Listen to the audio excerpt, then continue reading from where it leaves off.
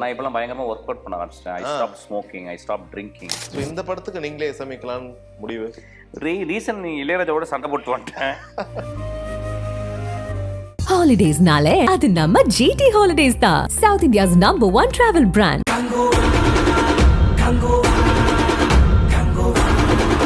சன்லேண்ட்ல சமைச்சா சக்தி தானா வரும்.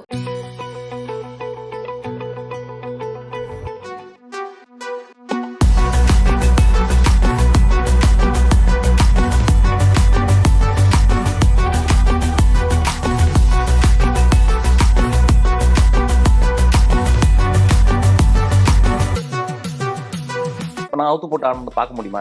நீங்க பாப்பீங்களா? நீங்க பார்க்க முடியுமான்னு கேட்குறேன். நாசரை வந்து என்ன பண்ண, கேமரா எடுத்து 360 டிகிரி ஃபேஸர் ஸ்டடி பண்ணியிருக்கேன். உங்க மூக்கு உங்க பொண்டாடி கூட இப்படி பார்த்துருக்க மாட்டாது. படம் பார்க்க போறவங்களுக்கு வந்து கூத்து, தொப்புளு, ஃபைட்டு, கிஸ்ஸு, இதுதான் சினிமான்னு நிறைய பேர் நினச்சிக்கிட்டு இருக்காங்க. ஒரு சமூகத்தில் கொஞ்சம் பேர் திட்டணும், முள்ளு குத்தணும், அப்படின்னா தான் நான் கரெக்டாக இயங்கிக்கிட்டு இருக்கணும் அர்த்தம். எல்லாருமே ஐயோ அப்போ சூப்பர் அப்படின்னா நான் காந்தி நப்பேன். நான் மிஷ்கின் சொன்னார்னு பார்த்தார் அப்படின்னா அவரோட ஒரு முட்டாள் யாருமே கிடையாது. நான் சொன்னா ஏன் நீ போய் பார்க்கலாம், என் ராஜாவேன்னு தான் கொஞ்சுவாங்க, என் பூஜாவேனா கொஞ்சுவாங்க. கரெக்டாக அந்த நேரத்தில் ஒரு ப்ரொடியூசர் ஹீரோ அமைறாருன்னா அதுக்கு ஏற்ற மாதிரி நீங்கள் கதை மாற்றுவீங்களா, இல்லை அந்த ஹீரோக்காக கதை எழுதுங்க? எதுவுமே நான் பண்ணதில்லை.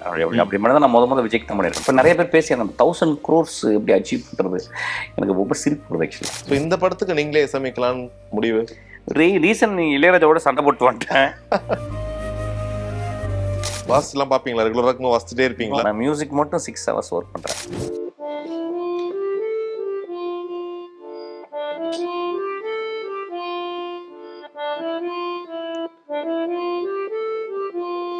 நாகராஜன் குமாராஜா வந்து அவனுக்கு ஒரு மெசேஜ் அனுப்பினேன். நான் ரொம்ப சந்தோஷமா இருக்கேன், நான் அவரை விட்டு வெளியே வந்துட்டேன், அவர் கூட இருந்து நான் அவரை பத்திரமா பார்த்துக்கணும்னு நினைச்சேன், வெளியே வந்துட்டேன்டா, எனக்கு இப்போ ரொம்ப சந்தோஷமா இருக்கேன், நீ நல்லா பார்த்துக்கிறேன்.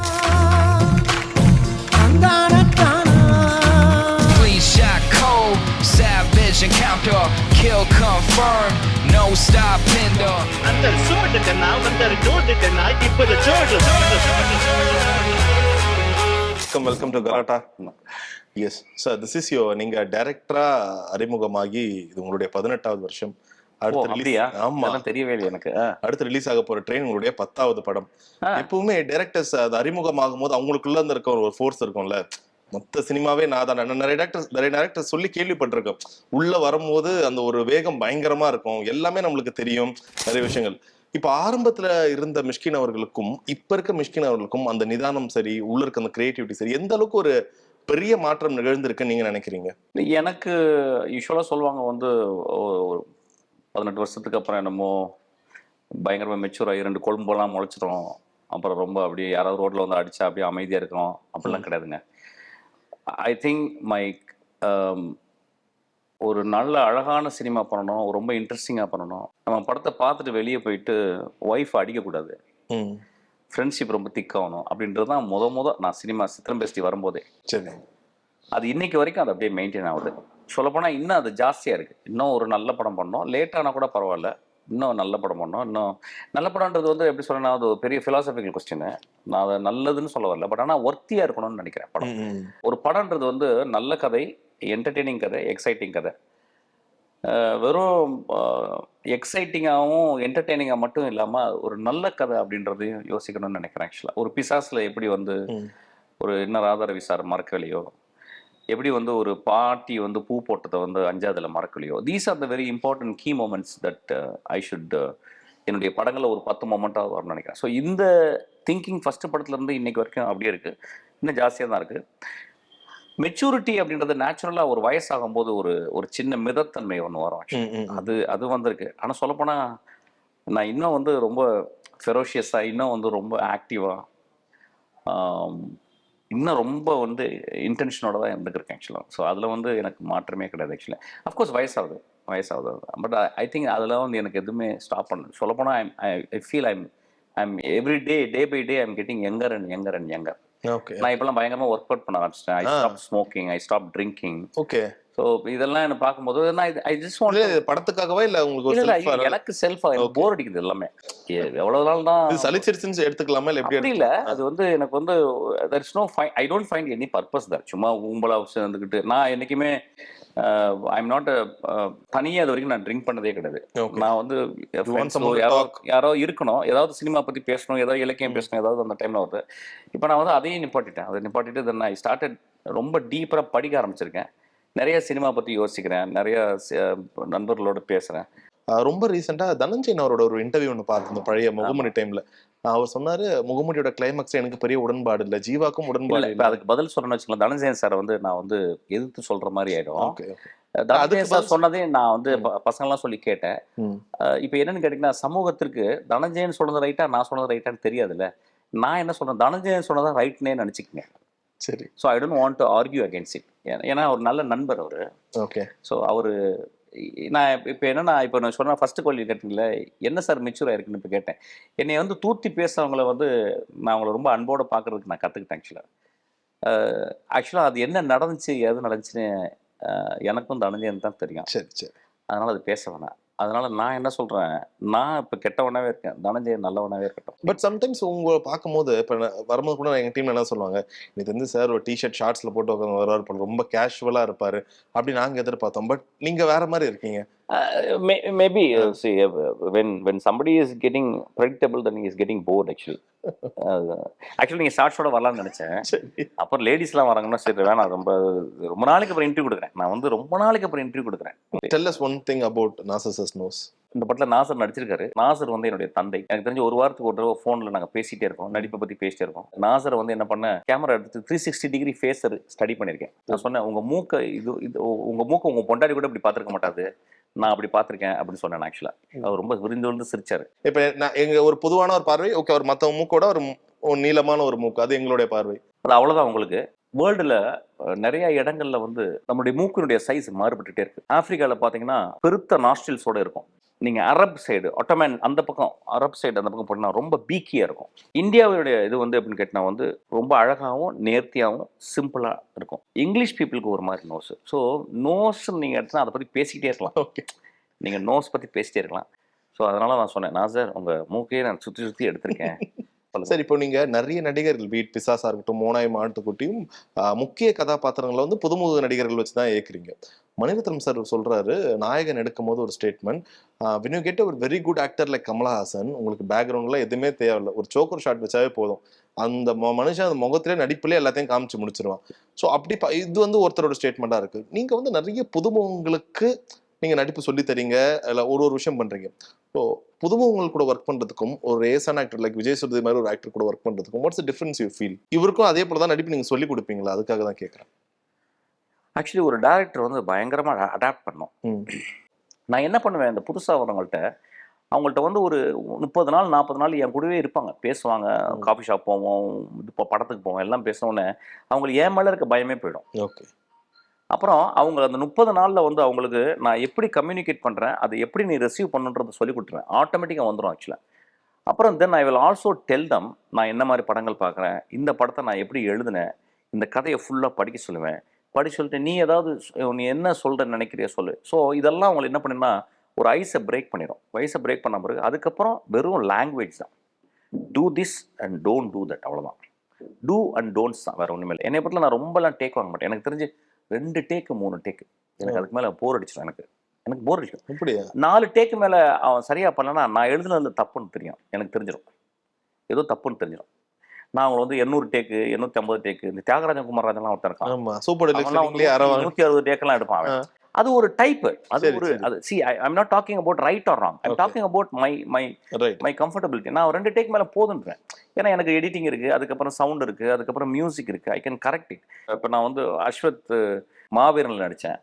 அந்த பையன் 2 பேருமே பயங்கர சூப்பர் ஸ்மார்ட். அஸ்வத்தும் மாரிமுத்தும் சரி, அவன் பேர் என்ன, Madonna, super smart guy.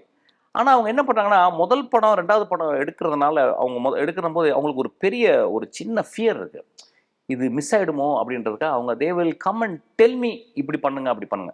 First ஒரு 2 நாள் எனக்கு கடுப்பாக இருந்துச்சு. அதுக்கப்புறம் நான் புரிஞ்சுக்கிட்டேன், young people and they also have a very strong vision, then I should as an actor I should help தம்னு.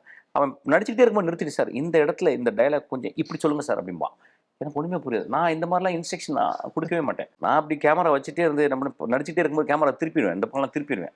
அவன் பாட்டு நடிச்சுக்கிட்டு இருப்பான், நான் திருப்பிடுவேன். ஏன்னா நான் வேறு ஏதோ போய்கிட்டு இருக்கேன். எனக்கு but this also kind of movie. But நான் எனக்கு சினிமாவில் வந்து ரொம்ப எனக்கு எனக்கு எனக்கு வந்து ஒரு குவாலிஃபிகேஷன் என் படத்தில் நடிக்க தெரியாமல் இருக்கணும். அவங்க நடிக்க தெரியாமல் இருந்தால் பெரிய நடிகர் எனக்கு. நடிச்சுட்டாங்கன்னு வச்சுக்கோங்க, எல்லாம் தாங்க முடியாது. நான் சொல்லுவேன், அம்மா உனக்கு எவ்வளோமா சம்பளம் அப்படின்னு கேட்பேன். நான் இல்லை சார் எனக்கு இல்லை எவ்வளோமா சம்பளம் 2000. ஏமா 2 லட்ச ரூபாய்க்கு நடிக்கிறேன் அப்படிம்பேன் ஆக்சுவலாக. So less is more. Okay okay right. இப்போ இசை பத்தி பேசும்போது உங்களுக்கு எல்லாத்துலயுமே அந்த ஒரு இசை இருக்குல்ல. ஸோ இந்த படத்துக்கு நீங்களே இசையமைக்கலாம்னு முடிவு? ரீசன் இளையராஜாவோட சண்டை போட்டு வந்துட்டேன். கேட்டீங்களா அவர்கிட்ட இந்த படத்துக்கு பண்ண சொல்லி? இல்லை அவர்கிட்ட கேட்கல. நான் வந்து தம்பி படத்துக்கு பண்ணேன். என் தம்பி திடீர்னு கூப்பிட்டு நான் இளையராஜா ஐயாட்டு வெளியே வந்தோடனே, ஆனால் என் படத்துக்கு மியூசிக் பண்ணேன்னு ஏதோ கேட்டேன். எனக்கு ஒன்றுமே புரியல. நான் இல்லைடா எனக்கு அந்த அளவுக்கு குவாலிஃபிகேஷன் இருக்கான்னு தெரியல, நீங்கள் பண்ணுங்கண்ணா எங்கள் டியூன்லாம் பண்ணுவீங்க அப்படின்னு. சரி அதை வச்சு என் ஃப்ரெண்ட்ஸ் எல்லாம் வச்சு ஒரு சில பேர்லாம் அவங்களாம் வச்சு பண்ணிட்டேன். பட் இந்த 2.5 இயர்ஸாக நான் வந்து I'm learning Hindustani from a great master Bhimsen ஜோதியுடைய டிசைபிள் ராமமூர்த்தி ராவ். அவர் கூட ஒரு 2 வருஷமாக இப்போ வந்து நான் வந்து ஹிந்துஸ்தானி கற்றுக்குறேன். அது போக வந்து வெஸ்டர்ன் கிளாசிக்கல் வந்து நானாக படிக்கிறேன், நிறைய கேட்குறேன், ஒர்க் பண்ணுறேன். இப்போ நான் ஐ திங்க் நான் எனக்கு இப்போ ஒரு 6 வயசு ஆயிருக்கு மியூசிக்கில். சரி, இன்னும் ஒரு 6 வயசுல 10 வயசு ஆகும்னு நினைக்கிறேன். வாசிச்சுலாம் பார்ப்பீங்களா? ரெகுலராக வாசிச்சுட்டே இருப்பீங்களா? ஒரு நாளைக்கு நான் 6 ஹவர்ஸ் ஒர்க் பண்ணுறேன். ஓகே. நான் மியூசிக் மட்டும் 6 ஹவர்ஸ் ஒர்க் பண்ணுறேன். 6 ஹவர்ஸ்ன்றது கம்மி, சில நாள் 8 ஹவர்ஸ் ஒர்க் பண்ணுவேன். ஹார்மோனியத்திலே கிடப்பேன், அப்படியே இருப்பேன் ஆக்சுவலாக. அப்புறம் நிறைய கேட்குறேன், நிறைய ப்ராக்டிஸ் ஹார்மோனியம்ல தான். ஹார்மோனியம் நான் எங்கள் குரு ஹார்மோனியத்தை தான் ப்ராக்டிஸ் பண்ண கொடுப்பார். Okay. He comes everyday to my office. So அவர் பெரிய குரு, அவர் பெரிய. நான் ரொம்ப கிஃப்ட், நான் ரொம்ப உங்களுக்காகவே எடுத்துட்டு வந்திருக்கோம்.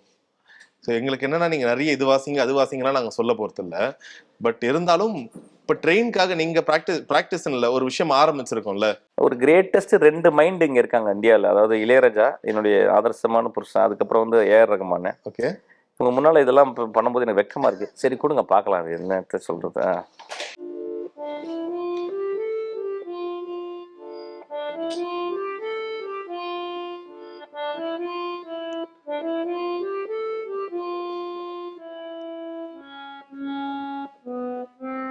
ஹார்மோனியத்தை வந்து எனக்கு இந்த ராஜா ஐயாவோட அவரே ஒரு ஹார்மோனியம் தான், அவர் கையே ஒரு ஹார்மோனியம் தான். அவர் வந்து இந்த ஹார்மோனியத்தை தொடுறதுக்கு நான் ரொம்ப கொடுத்து வச்சிருக்கேன்னு நினைக்கிறேன். ஏன்னா ரொம்ப ஒரு எக்ஸ்ட்ராடனரி ஒரு நேற்று தியாகராஜன் குமாராஜா வந்து 5 மணி நேரம் நாங்கள் வாட்ச் பார்க்கவே இல்லை. நாங்கள் அப்புறம் தான் தெரிஞ்சு 5 மணி நேரம் வெறும் இளையராஜா பற்றி பேசிக்கிட்டோம். அவனுக்கு ஒரு மெசேஜ் அனுப்பினேன், நான் ரொம்ப சந்தோஷமா இருக்கேன், ஏன்னா நான் அவரை விட்டு வெளியே வந்துட்டேன், அவர் கூட இருந்து நான் அவரை பத்திரமா பார்த்துக்கணும்னு நினைச்சேன், வெளியே வந்துட்டேன்டா, எனக்கு இப்போ ரொம்ப சந்தோஷமா இருக்கேன், ஏன்னா நீ நல்லா பார்த்துக்கிறேன். நீங்க தான் அவரே சஜஸ்ட் பண்ணீங்கல்ல தியாகராஜ மாடர்ன்ல? ஆமா, அவனை வந்து சொன்னேன், நீ வந்து லைஃப்ல வந்து நீ வந்து உருப்படாத வேலை பண்ணிக்கிட்டு இருக்க, ஒரே ஒரு வேலை உன் லைஃப்ல உருப்படுறதா என்னை ராஜாட்ட போய் ஒர்க் பண்ண அப்படின்னு. Beautiful song sir. அவன் போய் ஒர்க் பண்ணா. வெற்றி மாதிரி நான் சொன்னேன், வெற்றி நீங்க போகணும் வெற்றி அப்படின்னு சொன்னேன். இப்போ வெற்றியும் எனக்கு ரொம்ப சந்தோஷம், அவர் கூடயே தான் இருக்கிறேன். ஒருவேளை இப்போ நீங்க இந்த பேசின ஒரு 5 மணி நேரம் கான்வர்சேஷன்ல அது ஆல்ரெடி தெரிஞ்ச பாடல்கள் பத்தி பேசியிருக்கலாம், தெரியாத பாடல்கள் பத்தி அவரு சொல்லியிருக்கலாம். ஏதாச்சும் ஒரு பாட்டு சொல்லுங்க, இந்த பாடல் வந்து அதிகமா நிறைய பேர் கேட்க மாட்டாங்கன்னு சொல்லுவாங்க, but must hear song of Ilaiyaraaja என்ன பாடல்? இல்லைங்க, அது நீங்க என்ன வந்து நானே நீ நீனே நானே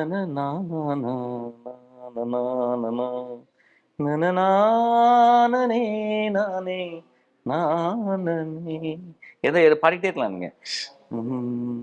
நிறைய பாட்டு தென்றல் வந்து திரும்போது தான் அதுதான் அடிக்கடி சொல்றது. அது வந்து நிறைய பாட்டு ரொம்ப ஒரு அண்டர்ரேட்டடான சாங். எந்த பூவிலும் வாசம் உண்டு தனநானன தானே நானா தனநானன நானா நனனனனா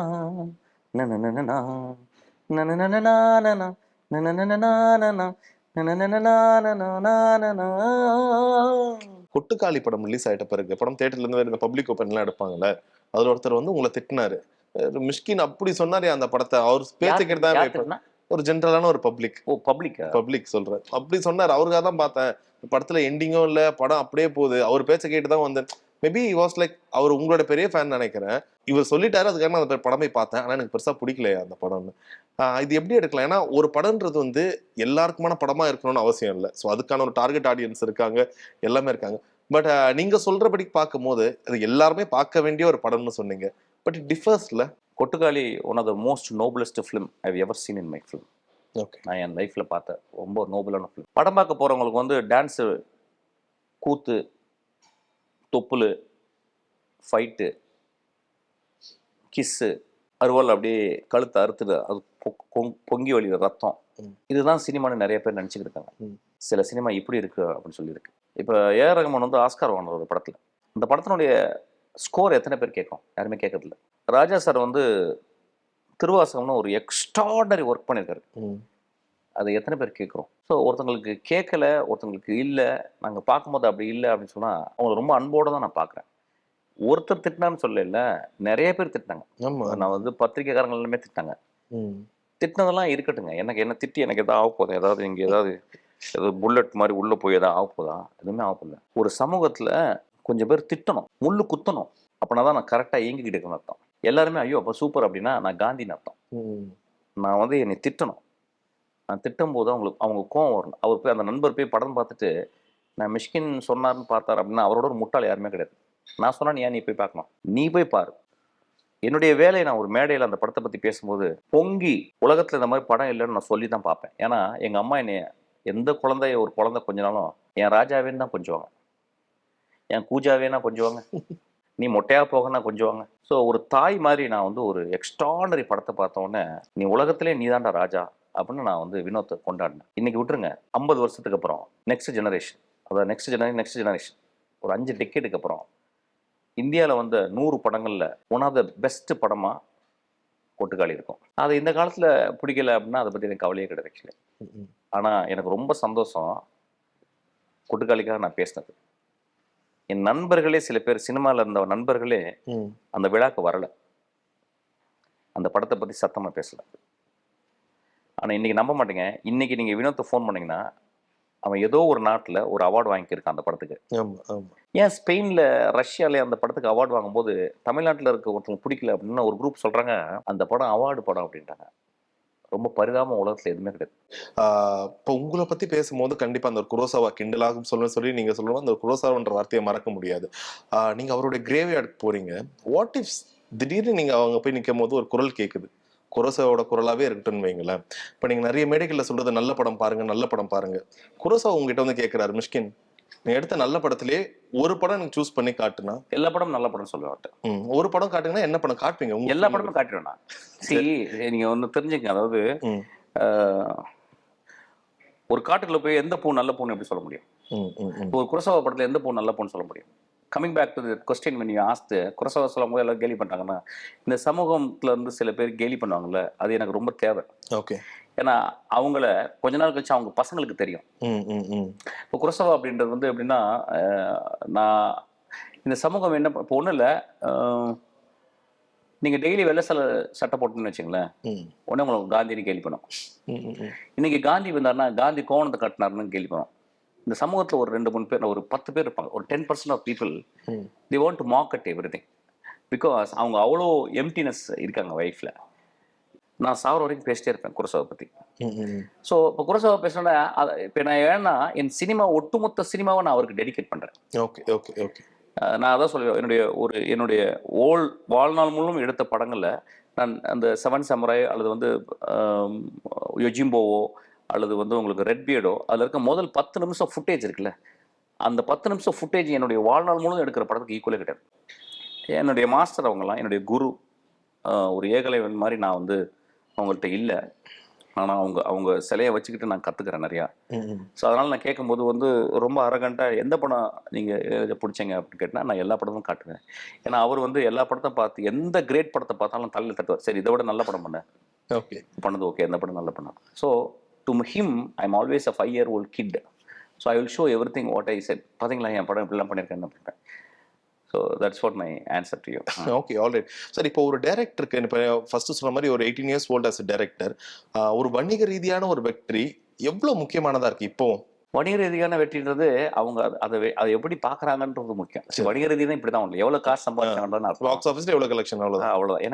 எனக்கு நான் நினைச்ச புக் வாங்குறதுக்கு காசு இருக்கு, நான் நினைச்சா ஃபாரின் போறதுக்கு காசு இருக்கு, நான் நினைச்சா ஒரு மியூசிக் சிஸ்டம் வாங்குறதுக்கு எனக்கு காசு இருக்கு. யார்ட்டாவது ரொம்ப நெருங்கிய நண்பர்கள் ஏதாவது ஹெல்ப்னு கேட்டால் உடனே கொடுக்குறதுக்கு காசு இருக்கு. சினிமாவை பற்றி ஏதோ ஒரு வகையில் லேர்ன் பண்ணிக்கிறதுக்கு எனக்கு காசு இருக்கு. 3 வேளை சாப்பிட்றதுக்கு காசு இருக்கு. பாப்பா அங்கேருந்து எனக்கு காசு வேணும்பான்னு கேட்டால் அனுப்புறதுக்கு காசு இருக்கு. இவ்வளோதான், எனக்கு இது போதும்னு நினைக்கிறேன். இதுக்கு மேலே எதுவுமே தேவையில்லை. ஆக்சுவலாக சொல்லப்போனால் நான் இந்த வருஷம் ஒரு கார் வாங்கினேன். கார் பேர் சொல்ல மாட்டேன். யூஸ்வலாக அப்கிரேட் பண்ணுவாங்க. ஒரு கார் வாங்கின பிறகு அதை இன்னும் பெரிய கார் வாங்கணும்னு பார்ப்பாங்க. நான் என்ன பண்ணேன், இந்த வாட்டி ஏன் அந்த காரை டவுன் கிரேட் பண்ணக்கூடாதுன்னு சொல்லி என்ன பண்ணேன், அதோட கம்மியான பாதி விலைக்கு ஒரு கார் வாங்கிட்டேன். அந்த கார் எனக்கு ரொம்ப பிடிக்குது. I don't believe I can buy everything with the money. Money நம்மளுக்கு தேவை தான். எங்கள் அம்மாவோட மணி முக்கியமா, என் மகளோட மணி முக்கியமா? இந்த 18 வருஷம் என்னை சினிமாவை அப்படியே தோளில் போட்டு மடியில் போட்டு தாளாகிட்டு இருக்க இந்த ஆடியன்ஸோட எனக்கு மணி முக்கியமா? ஆனா இங்க என் நண்பர்களோட மணி முக்கியமா? இல்ல, நிச்சயமா இல்ல. இது எமோஷன்ஸ் தாண்டி இப்ப வெளியில ஒரு ப்ரொடியூசர் சைட்ல இருந்து பார்க்கும்போது இப்ப அவங்க கேட்பாங்களே, இப்ப ஒரு படம் நான் அது ரொம்ப முக்கியமான ரெஸ்பான்சிபிலிட்டியை பார்க்குறேன். இது வரைக்கும் என்னுடைய எல்லா படங்களும், அதாவது ஒரு ஒரு ஒரு ஒரு படம் 2 படத்தை தவிர சரி எல்லா படங்களும் நான் ஒர்க் பண்ண ப்ரொடியூசருக்கு கண்டியூசிவாகவே இருந்துக்கிட்டு. நான் ரொம்ப ஒர்க் பண்ணும்போது நான் அதான் சொல்லுவேன், ஒரு படம் முதல் அந்த படத்தை நான் ஆர்ட் சினிமா எடுக்க இங்கே வரல. ஆர்ட் சினிமாவோட நம்பிக்கையும் கிடையாது. என்னுடைய எல்லா படங்களுமே அந்த போட்ட காசு அவருக்கு திருப்பி கொடுத்துடணும். அதுக்கப்புறம் எல்லாருக்கும் கொஞ்சம் சம்பாதிச்சு கொடுக்கணும். ஆனால் அது ரொம்ப ஒழுக்கமாகவும் அதில் ஒரு பெரிய ஒரு ஒரு ஒரு சின்சியரான ஒரு ஸ்பிரிட்டும் இருக்கணும்னு நான் எதிர்பார்க்குறேன். அது பெரிய விஷயம் இல்லைன்னு நினைக்கிறேன் ஆக்சுவலாக. ஸோ இது போதும் எனக்கு. அதுக்கு மேலே ரொம்ப பெருசாக இப்போ நிறைய பேர் பேசி அந்த 1000 crores எப்படி அச்சீவ் பண்ணுறது எனக்கு ரொம்ப சிரிப்பு வருது ஆக்சுவலாக. ஏன்னா எப்பவுமே பெஸ்ட் படம்னு சொல்கிறது சித்திரம் பேசுடியும், ஓனாய் ஆட்டுக்குட்டி, அதுக்கப்புறம் பிசாஸ் சொல்லுவேன் ஆக்சுவலாக. அதுதான் இன்னும் 20 வருஷம் ஆனாலும் இந்த படங்கள் தான் இருக்கும் ஆக்சுவலாக. நான் பெருசாக செலவு பண்ணி எடுத்துடலாம். இப்போ ஃபார் எக்ஸாம்பிள் நம்ம துப்பறிவாளெலாம் அது முடிஞ்சு போச்சு. அது யாருமே பேசவே மாட்டாங்க. அது ஓகே, அது ஓடின படம். சொல்லப்போனால் இருக்கிறதுல பெரிய வெற்றி பெற்ற படம் அது. அதோட முக்கியமான படம் பிசாஸ் தான். So I could see which is so வர்த்தி. சமீபத்தில் நீங்க கொடுத்த இன்டர்வியூலாம் பார்க்கும்போது உங்களோட ஐடியாலஜி அதிகமா இப்ப எதை நோக்கி இருக்குன்னா, சிம்பிளா இருக்கணும். படங்கள் எவ்வளவுக்கு சிம்பிளா இருக்கோ அந்த அளவுக்கு மக்கள் கூட கனெக்ட் பண்ண முடியும்னு. ட்ரெயினோட ப்ரொடியூசர் தானு சார். அவர் எப்பவுமே பேசுறது பிரம்மாண்டம். அவர் படத்தோட ப்ரொமோஷன் எல்லாமே பிரம்மாண்டமா. எப்படி இது ரெண்டுமே இணையும்? அதான் சொல்றேன். இப்போ நீங்க பிரம்மாண்டம் அப்படி. இப்போ நான் தானு சார்ட்ட ஒரு 9 வருஷமா அவரோட படம் பண்ணோம். அதுக்கப்புறம் விஜய் சேதுபதியோட படம் பண்ணோம். இந்த 2 பேருக்கும் நான் என்ன மாதிரி படம் பண்ணி கொடுக்கணும்னு ஒன்று இருக்கு. சரி. இப்போ தானு சார்ட்ட நான் ரொம்ப நாளைக்கு ரொம்ப நான் இப்போ கூட நேற்று கூட நான் அசிஸ்டன்ட் பேசினேன். இல்லையே ஒரு எந்த ப்ரொடியூசர்கிட்ட என்ன கதை சொல்லணும்னு இருக்கிறாரு சார். தானு சார்ட்ட போய் நான் நந்தலால கதை சொன்னேன். அந்த டைம்ல சொன்னீங்க? கன்ஃபியூஸ் ஆச்சு. என்னப்பா இந்த கதை நல்லா இருக்கு, ஆனால் இது எப்படிப்பா நான் என்னப்பா பண்ணுறது? அவர் சொன்னார், நான் ஐஸ்வர் ராய் தரேன் அப்படின்னாரு. நான் சொன்னேன், இல்லை சார் புது ஆக்டரு. நான் ஏஆர் ரகுமான் தரேன்னாரு. இல்லை சார் நான் இளையராஜா. எல்லாமே சிம்பிளாகவே போனேன்னா அவருக்கு ரொம்ப ஆச்சரியமாச்சு. இது எப்படிப்பா பண்ணுறது அப்படின்னாரு. ஆனால் இன்னைக்கு தெரியுது, நான் அன்னைக்கு எவ்வளோ குழந்தைத்தனமாக போய் அவர்கிட்ட போயிட்டு நான் அதை போய் பிச் பண்ணியிருக்கேன். Very important word is pitching. We also think. So என்ன பண்ண, இந்த படத்தை நான் பிச் பண்ணும்போது தானு சார் படமாக இருக்கும், விஜய் சேதுபதி படமாக இருக்கும், அதெல்லாம் மாரி 99% மிஷ்கின் படமாக இருக்கும். மனிதன் அன்பு, கருணை, கோபம், அவனுடைய பைத்தியகாரத்தனம், ஐரணி, மேதைத்தனம், கொடுமை எல்லாமே அந்த படத்துக்குள்ள இருக்கு. ஒரு ட்ரெயின் அப்படின்றது அது அப்புறமால பேசுறேன். ஸோ இந்த படம்லாம் இருக்கு. So I think it will satisfy all the people. கரெக்டா அந்த நேரத்தில் ஒரு ப்ரொடியூசர் ஹீரோ அமைறாருன்னா அதுக்கு ஏற்ற மாதிரி நீங்க கதை மாத்துவீங்களா, இல்ல அந்த ஹீரோக்காக கதை எழுதுமே நான் பண்ணதில்லை. அப்படி பண்ணதான் நான் முத விஜய்க்கு தான் பண்ணியிருக்கணும். ஏன்னா விஜய் விட்டு வந்த உடனே நான் கோ டைரக்டர், நான் யூத்ல. ஸோ ஏதாவது ஒரு கதை ஜெனரேட் பண்ணிக்கிட்டே இருப்பேன். இப்போ சாப்பிடும்போது என் தம்பிகிட்ட ஒரு கதை சொல்லிட்டு வந்திருக்கேன். நேற்று ஒரு கதை சொல்லிட்டு வந்திருக்கேன். ஸோ கதை சொல்லிட்டே இருப்பேன். கதை ஞாபகம் இருக்குமா? எல்லா கதைகளும் எல்லாமே ஞாபகம். ஏன் ஞாபகம்? எல்லாமே ஞாபகம் இருக்கும். நான் ஒரு 26 கதை வச்சிருக்கேன். சரி. ஸோ கதை சொல்லிக்கிட்டே இருப்பேன். ஸோ கதைன்னா that is what my life. I have to narrate stories. I have to develop ideas. இப்போ ஃபார் எக்ஸாம்பிள் இப்போ பிசாஸ் எடுத்தீங்கன்னா ஒரு சின்ன பிசாஸுக்கு பெரிய ஆள் தேவையே கிடையாது. சும்மா அவரு கூட்டியாந்து பாலா கூட்டியாந்து நான் ஒரு பையன் இருக்கானா, அந்த பையனை பாடுறான், அவனுக்கு ஒரு கதை பண்ணுறான்னு. It's a beautiful accident. அவன் தான் இந்த படத்தை பண்ணட்டுமே அப்படின்னு ஒரு நாள் ரொம்ப டயர்டாக ஒரு நாள் வந்திருந்தான். முடியெல்லாம் வளர்ந்து இப்படி தொங்கி போய் வந்தான். ஒரு கண் ஃபுல்லாக மறைச்சிருந்துச்சு. அவனை பார்த்தா எனக்கு கதை புரிஞ்சிச்சு. ஏன்னா அந்த படம் ஒரு கண்ணில் பார்த்ததுனால தான் ஆக்சிடென்ட் ஆச்சு. ஸோ நான் என்ன சொல்ல வரேன்னா, ஒரு இதுக்கு இங்கேருந்து போய் தனுஷுக்குன்னு ஒரு கதை, விக்ரம்க்குன்னு ஒரு கதை, அப்படி பண்ணுறது ஒரு டைப் இருக்குது. நான் அப்படி இல்லை. சரி, ஒருவேளை பிசாசு படம் வந்து தனுஷ் அவர் நடிக்கிறாருன்னா படம் அப்படியே தான் இருந்திருக்குமா, இல்ல தனுஷ்காக நிறைய விஷயங்கள் மாத்திருப்பீங்களா? அதெல்லாம் வாய்ப்பே கிடையாது. இது வந்து ஹைப்போதட்டிக்கல் கொஸ்டின். இப்போ நீங்கள் கொஸ்டின் கேட்கறதுக்காக நீங்கள் கொஸ்டின் கேட்பீங்க. தனுஷ் இப்போ நான் ஒன்று சொல்றேன், அந்த பிசாஸ் வந்து ரஜினிகாந்த் நடிச்சா எப்படி இருக்குன்னா எப்படி சொல்ல முடியும்? இல்ல பிசாஸ் வந்து மேர்லன் பிராண்டோ நடிச்சா எப்படி இருக்குன்னு சொல்லுவாங்க. தனுஷ் எதனால தனுஷ் சொல்லணும்னா அவர் அது மாதிரி கதைகள் நடிக்கக்கூடிய ஆள் தான். அவர் ஹீரோயிசம் தெரியல. அவங்க எனக்கு இந்த மாதிரி ஒரு இப்போ நான் போயிட்டு ஒரு இடத்துல கதையை மாற்றணும் அப்படின்ற ஒரு மாதிரி சுச்சுவேஷன் எனக்கு லைஃப்ல நடந்ததே கிடையாது. எனக்கு ஒருத்தர் போய் கதை சொன்னேன்னா அதை யோசிச்சு இந்த கதை அவங்க சொன்னா பிடிக்கும்னு நினைச்சு போவேன். 2 மணி நேரத்துல பிடிக்காமலாம் இருந்திருக்கு. அதெல்லாம் நான் சொல்லாமல் இல்லை சார் எனக்கு வேற மாதிரி கதை இல்லை, தம்பி வேற கதை இல்லை அப்படின்னு வந்துடுவேன். அது நான் விஜய் சேதுபதி வந்து என்கிட்ட வரும்போது சொன்னேன், ஆனால் எனக்கு வந்து ஒரு ரொம்ப இன்ட்ரெஸ்டிங்காக இருக்கணும், உங்கள் மாதிரி இருக்கணும், ஆனால் எனக்கு கொஞ்சம் நல்ல ஒரு ஹீரோயிக் வேல்யூவோடு சொல்லுங்கள் அப்படின்னு. அது ரொம்ப ஈஸிப்பா சொல்லுங்க அப்படின்னு தான் சொன்னது. இப்போ நான் விஷாலோட ஒர்க் பண்ணும்போது நான் சொன்னேன், ஒன்றும் இல்லைடா நீ ஷெர்லாக் ஹோம்ஸ்டா அப்படின்னு. அதான் கதை. So sometimes you just some ideas you make according to them. அவ்வளோதான். இப்போ சில நேரங்களில் நீங்க மேடையில சில பேரை வாடா போடான்னு சொல்றதா இருக்கட்டும், அது யதார்த்தமா வர அந்த ஒரு கெட்ட வார்த்தைகளா இருக்கட்டும், இது வந்து இவர் ஓரளவுக்கு மேல ஸ்டேஜ் மேனஸ் தெரியாம பேசுறவங்க இதெல்லாம் ஒரு கட்டத்தில் இருக்கும். இன்னைக்கு எதுக்காக கேட்கறேன்னா, நான் அதை எப்படி பாக்குறேன்னா, இவர் ரொம்ப மிஷ்கின்னா இப்படிதான் இருப்பாரு, அது மேடையிலயும் அப்படிதான் இருக்காரு தான் நான் பாக்குறேன். இப்போ உங்க படங்கள்லயும் இருக்கும் போது இப்போ இங்க இருக்க வந்து ஒரு சென்சார் பிரச்சனைகள் இருக்கும். இப்போ ஒரு நியூடிட்டியா ஒரு விஷயம் காட்டுறீங்க, ஒரு சைக்கோல ஒரு காட்டுறீங்கன்னா, இங்க அதை வந்து எப்படி காமிச்சாங்க, என்னப்பா இப்படி நடிக்க வச்சிருக்காங்களா, இந்த தேவை, இந்த ஷார்ட் தேவையா? அது கூட நிறைய பிசாசு 2வோட பெரிய ஒரு ஹைப்பா பார்த்தது என்ன சொல்றீங்க, ஆண்ட்ரியா ஒரு நியூட் ஷாட் நடிச்சிருந்தாங்களா, இது வந்து ஒரு பெரிய ஹைப்பாலாம் கிரியேட் பண்ணாங்க, நிறைய பத்திரிகைகள் எழுதியிருந்தாங்க. இப்போ இதுவே ஒரு இப்ப இருக்க காலகட்டத்தில் ஒரு பாலிவுட் படத்துல ஒரு ஹாலிவுட்லயே பண்ணியிருந்தா அது ஒரு தனியா அதை பத்தி பேசியிருக்க மாட்டாங்க. அதுக்காக கேட்குறேன், இப்போ இங்க படங்கள் பண்றதால உங்களுக்கு ஒரு சென்சார் ப்ராப்ளமோ, நானா இருக்கிறதுலேயே இங்க ஒரு பிரச்சனையா இருக்கு அப்படி தோணி இருக்கு? நானா இருக்கிறதுல என்னைக்குமே பிரச்சனை வந்ததே இல்லை. மேடையில பயங்கரமா எனக்கு பேசுறதுக்கு பயங்கர போர் அடிக்குது. ஃபர்ஸ்ட் ஆஃப் ஆல் இந்த இன்டர்வியூ கொடுக்குறது, இந்த மேடையில் பேசுற மாதிரி போர் எதுவுமே இல்லை. சரி. அப்புறம் high level of waste of time எனக்கு தெரியும். இங்கேருந்து காரை ஓட்டிட்டு போயிட்டு அங்கே மேடையில் நின்றுட்டு, அதுக்கப்புறம் வந்து ஒரு 1 மணி நேரம் 2 மணி நேரம் நின்றுட்டு, சிறுநீர்லாம் வரும் அதெல்லாம் அடக்கிக்கிட்டு உட்காந்துட்டு, அதுக்கப்புறம் வந்து பிடிக்காத ஒரு ட்ரைலரை பார்த்துட்டு பேசுறது மாதிரி ஒரு கொடுமை எதுவுமே கிடையாது. அதில் வந்து ரெண்டு பாட்டை போடுவாங்க, அந்த 2 பாட்டும் பார்க்கவும் முடியாது. அதுக்கப்புறம் அந்த ட்ரைலர் 2 வாட்டி போடுவாங்க. இது உங்களுக்கு தெரியாது, உங்களுக்கு சூசைட் லெவலில் போயிடும். அப்புறம் அங்கே போய் நின்றா பிறகு என்ன பண்ணு கேட்டினா, என்ன மாதிரி பேசி ஆகணும், வேறு வழி இல்லை. அதனால வந்து first of all few people think that I am very interested to talk on stage. First of all, I am very bored. கொட்டுக்காளியை பற்றி பேசும்போது என்னுடைய ட்ரூத்தை பேசணும். நான் அவுத்து போட்டு ஆடினேன் அப்படின்னா, இப்போ படம் பார்க்க போகிறோம், அப்போ அவர் பார்க்க வச்சிட்டேன்ல அவரை, என்னடா மிஷ்கின் சொன்னார் அப்படின்னா, நான் பேசிட்டே இருக்கும்போது திடீர்னு போர் வச்சுது. அப்போ எனக்கு அவ்வளோ இந்த படத்தை எப்படி பார்க்க வைக்கிறது அப்படின்னு நான் சொன்னேன். நான் அவுத்து போட்டு ஆனதை பார்க்க முடியுமா, நீங்கள் பார்ப்பீங்களா, நீங்கள் பார்க்க முடியுமான்னு கேட்குறேன். இல்லை. அப்போ நம்ம சொல்லும் போது ஒன்று டக்குன்னு ஒரு என்ன அப்படி சொல்கிறாரு, அதுக்காக படம் பாருங்கன்னு சொன்னேன். ஸோ நான் என் நிர்வாணத்தை காட்டி நீங்கள் வந்து நான் அந்த இடத்துல ஒரு விளைவும் அது மாதிரி நிற்கிறேன்னு சொன்னேன். அந்த இடத்துல அது ரொம்ப மோஸ்ட் நோபலஸ்ட் திங். அதை நிறைய பீப்புள் வந்து அவங்களுடைய பெர்ஸ்பெக்டிவ்ல இன்டர்பிரேட் பண்ணிக்கிறாங்க. I think this is life. நீங்கள் வந்து எல்லாத்தையும் நல்ல பேர் வாங்குறதுக்கு வந்து நான் இங்கே இல்லை. அது வந்து வேற. சரி, அதெல்லாம் மனிதர்கள் தனியாக இருக்கிறாங்க. எல்லாத்துக்கும் நடந்தா நல்ல பேர், குனிஞ்சா நல்ல பேர், காஃபி எடுத்து குடிச்சா நல்ல பேர், எப்படி காஃபி குடிக்கிறாருப்பா, என்ன மாதிரி பேசுறாருப்பா அப்படின்னு இந்த மாதிரி இந்த இதுக்கெல்லாம் நான் மாட்ட விரும்பல. சரி. நான் ஒரு வருஷத்துக்கு ஒரு தடவை மேடைக்கு வருவேன். அன்னைக்கு வந்தா பாம் இருக்குன்னு அர்த்தம். ஏன்னா உங்களெல்லாம் கண்டென்ட் வேணுமே. ஆமா. நான் ரொம்ப அமைதியா வணக்கங்க, நல்லா இருக்கீங்களா, நல்ல படம் இப்படி பேசினா உங்களுக்கு கண்டென்ட் கிடைக்குமா? ஸோ நீங்க எனக்கு தேங்க்ஃபுல்லா இருக்கணும். இப்போ அடுத்த இன்டர்வியூல நீங்க எனக்கு காசு கொடுக்கணும். நீங்க அடுத்த மேடையெல்லாம் வந்து நான் 1 லட்ச ரூபா கொடுத்தா தான் மேடைக்கு வரும்னு சொல்ல போறேன். ஏன்னா நான் கிட்டத்தட்ட வந்து ஒரு குத்துப்பாட்டு டான்ஸர் மாதிரி ஆயிட்டேன்ல. எனக்கு தெரிஞ்சு நீங்க அப்படி சொன்னீங்கன்னா இருக்கிற முக்காவாசி படங்கள் உங்களுக்கு பணம் கொடுக்க ரெடியா நம்ப மாட்டீங்க. அதாவது ஒரு எனக்கு தெரிஞ்சு டெய்லி ஒரு கால் வந்து ஒரு ஏதோ ஒரு ஃபங்க்ஷனுக்கு கூப்பிடுறாங்க.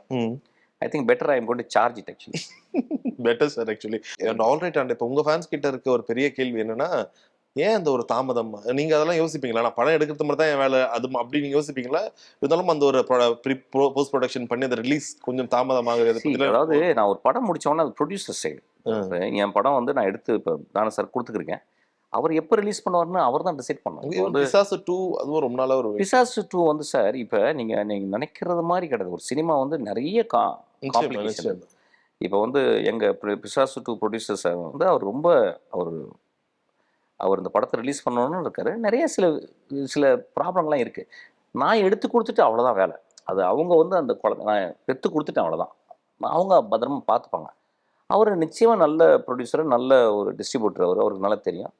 ஏதோ ஒரு சில ப்ராப்ளங்கள் இருக்குது. அந்த ப்ராப்ளத்துக்கு அப்புறம் அந்த படம் வரும். இது வந்து கெட்டு போகிற ஒரு படம் இல்லையே ஒரு படம்ன்றது வந்து. அது எப்போ வேணால் பார்க்கலாம்ல.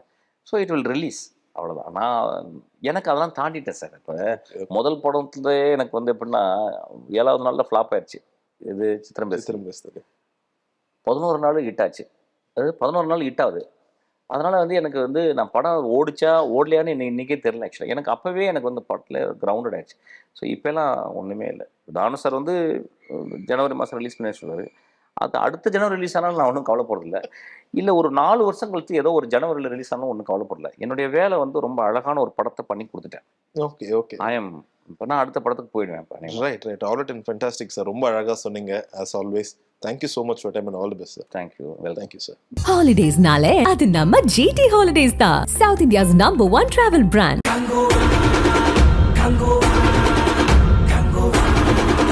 சன்லேண்ட்ல சமைச்சா சக்தி தானா வரும்.